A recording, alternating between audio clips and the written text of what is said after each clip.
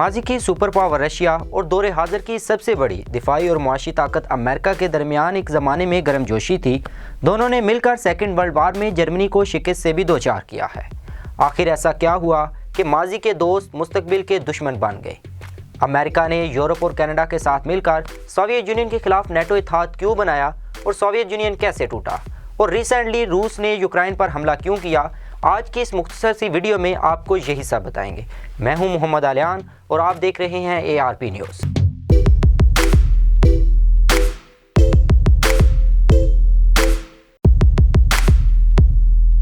USSR یعنی union of Soviet socialist of republic دنیا تاریخ کا سب سے بڑا اتحاد تھا، جس کا کل رقبہ 2024 لاکھ مربع کلومیٹر تھا۔ یہ اتنا بڑا تھا کہ جب 72 سالوں کے بعد یہ اتحاد ٹوٹا تو اس سے مزید 15 ریاستوں نے جنم لیا اور دنیا کے نقشے پر معرض وجود میں آئی، جن میں آج کا روس، Ukraine, Armenia, Azerbaijan, Kazakhstan, Uzbekistan, Tajikistan, Turkmenistan, Belarus وغیرہ شامل ہیں۔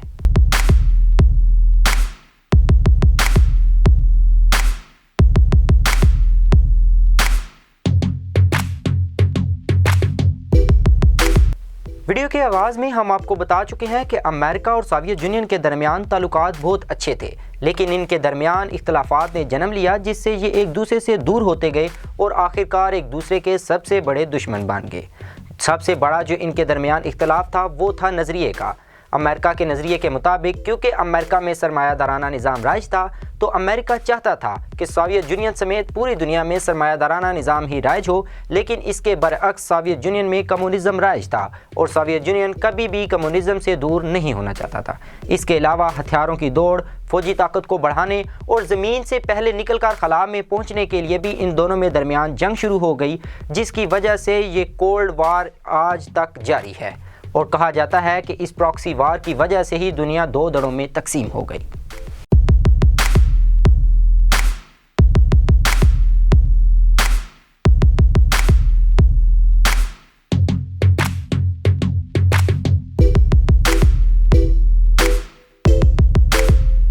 امریکہ نے سوویت یونین کی بڑھتی طاقت کو روکنے کے لیے اور اپنی طاقت کو بڑھانے کے لیے کینیڈا اور یورپ کے ساتھ مل کر 1949 میں نیٹو کا اتحاد بنایا۔ جی ہاں، نیٹو یعنی کہ North Atlantic Treaty of Organization, جس کا مطلب ہے کہ اگر کسی بھی نیٹو کے رکن ملک پر سوویت یونین یا کوئی دوسری طاقت حملہ کرے گی تو امریکہ اپنے اتحادیوں یعنی کہ نیٹو کے ساتھ مل کر پوری طاقت کے ساتھ اس کو جواب دے گا، جس کی زندہ مثال افغانستان ہے۔ جیسا کہ آپ جانتے ہیں کہ 9/11 کے حملوں کے بعد امریکہ نے نیٹو کے ساتھ مل کر افغانستان پر حملہ کر دیا، لیکن افغانستان میں سوویت یونین کی طرح امریکہ کو بھی شکست سے دوچار ہونا پڑا اور 20 سال کے بعد امریکہ یہ جنگ ہار کر اپنے اتحادیوں کے ساتھ واپس چلا گیا۔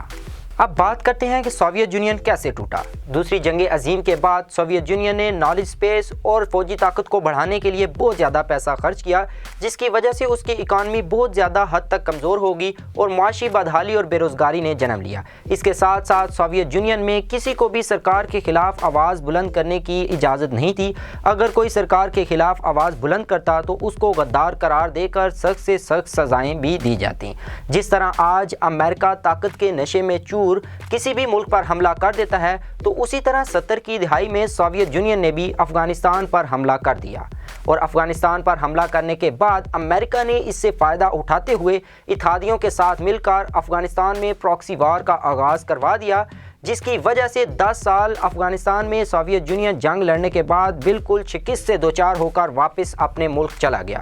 اور اس سے سوویت یونین کی اکانومی کی حالت پہلے ہی اچھی نہیں تھی اور بھی بہت زیادہ بری ہوگی۔ اسی کا فائدہ اٹھاتے ہوئے اور اس کو موقع غنیمت سمجھتے ہوئے امریکہ نے سوویت یونین میں موجود ریاستوں کو غداری پر ابھارا اور ان کو آزادی کی تحریکیں تیز کرنے کے لیے ان کو فنڈنگ بھی کرنا شروع کر دی، جس کی وجہ سے سب سے پہلے 1988 میں استونیا نے اپنی آزادی کا اعلان کیا اور 25 دسمبر 1991 میں آخری مرتبہ ماسکو میں سوویت یونین کا پرچم لہرایا گیا۔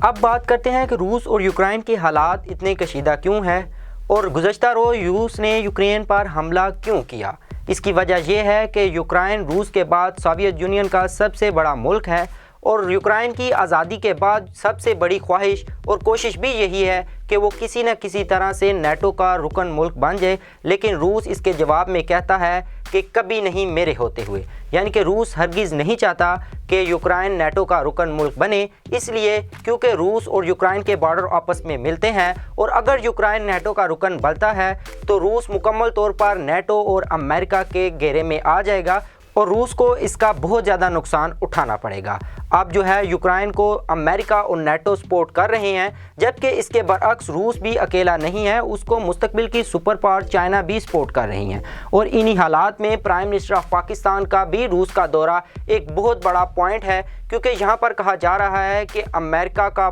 مکمل طور پر بلاک چھوڑ کر پاکستان اس وقت رشیا اور چائنا کے بلاک میں چلا گیا ہے، لیکن اس کی مکمل طور پر پاکستانی فارن آفس یا کہیں اور سے جو ہے وہ تصدیق نہیں کی گئی۔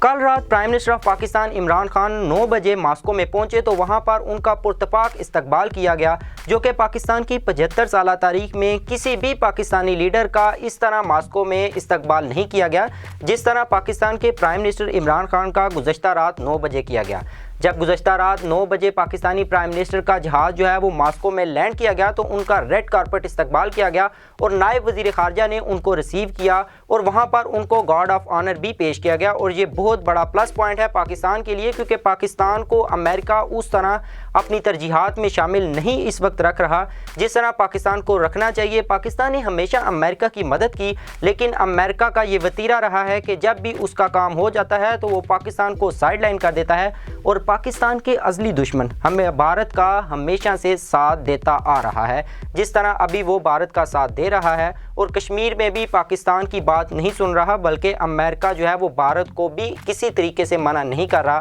کہ وہ کشمیر میں اب جو ہے وہ درندگی بند کرے اور کشمیریوں پر ظلم و ستم ختم کرے۔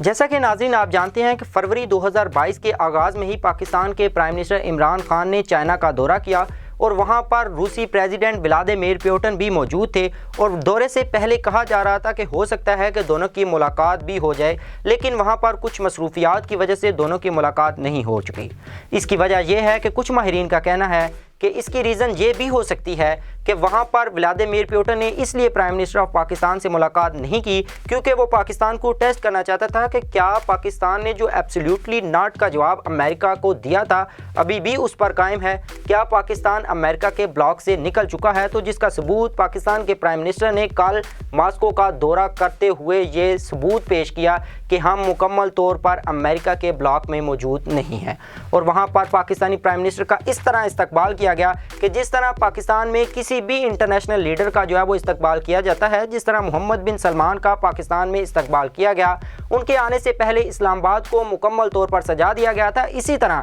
پرائم منسٹر عمران خان کے جانے سے پہلے ماسکو کو بھی مکمل طور پر سجا دیا گیا۔ اب دیکھتے ہیں کہ prime minister of Pakistan Russia سے کیا لے پا سکتے ہیں، کیونکہ پاکستان کا اور رشیا کے درمیان 2016 میں اس وقت کے وزیر اعظم نواز شریف نے ایک معاہدہ کیا تھا جو کہ گیس پائپ لائن کا منصوبہ تھا $2 ارب کا کراچی سے قصور تک، کیونکہ وہ کچھ نظریات کچھ اختلافات کی وجہ سے وہ منصوبہ اس وقت جو ہے اس پر کام نہیں ہو رہا، تو اب ہو سکتا ہے کہ پاکستانی پرائم منسٹر اس میں کامیاب ہو جائیں اور $2 ارب کی انویسٹمنٹ پاکستان میں لے آئیں۔ جیسا کہ آپ جانتے ہیں کہ ذوالفقار علی بھٹو کے دور میں پاکستان میں اسٹیل مل بھی رشیا نے لگائی تھی اور وہ گزشتہ 2 کرپٹ حکومتوں کی وجہ سے پاکستان میں بند ہو چکی ہے، تو ہو سکتا ہے کہ ایک دفعہ پھر رشیا جو ہے وہ پاکستان سٹیل مل میں انویسٹ کرے تو اگر پاکستان کو اس سے کچھ بھی نہ حاصل ہو، صرف اور صرف پاکستان کی لیبر کو، پاکستان کے ملازمین کو وہاں پر جو ہے وہ جابز مل جائیں، تو یہ بھی پاکستان کے لیے پلس پوائنٹ ہوگا۔ لہٰذا آپ دیکھتے ہیں کہ پاکستان کے لیے پاکستانی وزیر اعظم عمران خان رشیا سے کیا لے کر آتے ہیں،